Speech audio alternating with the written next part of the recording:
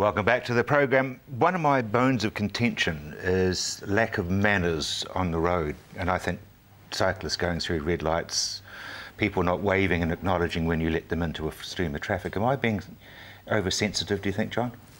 Well, I think we all see that sort of behaviour. I think manners are a sort of a cultural grease that help us all get along one way or another. But I think we all live in a relatively stressed world. And for people who are close to the end of their particular capacity to deal with that stress, sort of move into that rage and a poor response sort of situation. So I'm stressed. So you're stressed. And stressed too. A, you're seeing the person who's stressed disregarding the rules, and B, your reaction to it.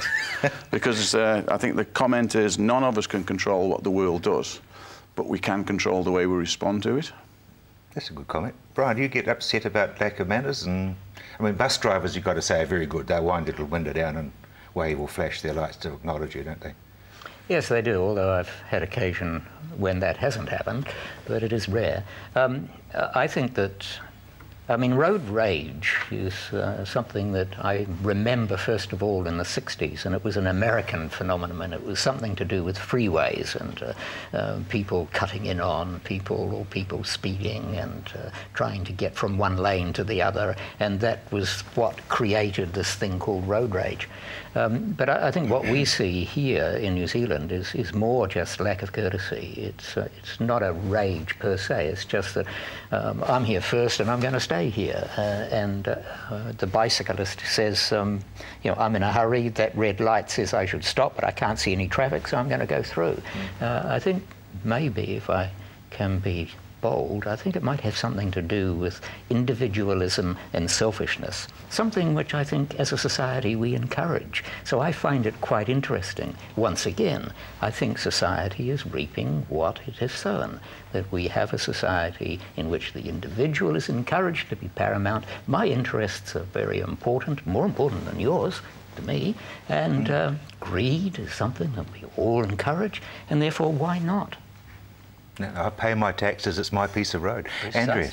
I agree. I think it's self-importance. I think everyone thinks when they're driving along that they're very busy and they deserve to get where they need to get as quick as they can. And if someone goes through a red light or cuts them off or doesn't let them in, I do believe exactly what John said, it's reaction. There is no point trying to control someone else's behaviour, and certainly I would try and encourage people that don't own someone else's attitude. I think you're driving pleasantly along, don't let someone else infect your day with their discourtesy to you. I think you've got the decision. You can either, I don't know, fly some gesture out the window or make some comment. The driver, as it says on the buses. Exactly. Or to really annoy them, you can just smile and ignore them. And you know, don't let it affect your whole day, and I think that's the problem. I think sometimes that's exactly where road rage does come from. It's that self-importance and just taking a breath, count to 5, count to 10, and just carry on. As a group, what do you think about the understanding of the road rules? Because there seems to be a lot of people who don't understand them anymore. They sat them when they were 15, answered all the questions correctly, and haven't looked at a book since. Well, I must confess I haven't. But I bet you don't come into the wrong lane on a one-way system when you're coming onto the road. Thank you, Rob. I think the fact is, when we drive, we assume the other people on the road are going to follow the rules. We assume that the give-way rule is going to apply, and if it doesn't, then you end up with a road traffic accident or gestures or other escalation going on. So we all assume other people follow the rules or will follow the rules. That's again that cultural grease that gets us along. You know, but you know my comment: take all vehicles off the road less than 400 horsepower, and I'd be able to get around quite well. You're a Paul Henry underneath there, aren't you? You really are. Andrea, do you think we should have little sort of upgrades and get a bit more efficient on the roads? I don't think it hurts, actually, but I actually disagree. I think you're saying that if you haven't read the road code, you don't know the basic rules. Well, I see many young driver, not saying that you know, I've got a walking stick out, but I do see new drivers that are not obeying the rules. Some of the old, you know, who to give way to and those simple rules like that. So I think it's just that, again, self-importance. Speaking of self-importance, I want to change the subject. Do you think our children are growing up too fast? And we're putting too much pressure on them? Yeah, I have 3 boys, and for me, I probably think maybe I've got the easy road rather than girls, because I don't know if I could envy having daughters in this world at the moment. I mean, it's always been around this whole children growing up too old, too young. It's always been there. But I do think it comes back to parenting. And I do hear a lot, I mean, I'm very much part of a PTA at our school, is that there's a peer pressure to dress a child that way or to buy them that. But I'm sorry, it comes back to a parent. A parent is actually going out and buying that outfit and buying that iPod or that bit of technology. So I do think the parents do have a responsibility. Growing up, yeah, probably, but you know, you have the control, you are the parent, so that discipline needs to definitely come into control. John? Well, it's a long time since I had small children, and I've managed to get both of mine boys again, and I think I had an easy time as a result of that. Boys out of the house, but I haven't managed to get them out of my wallet yet.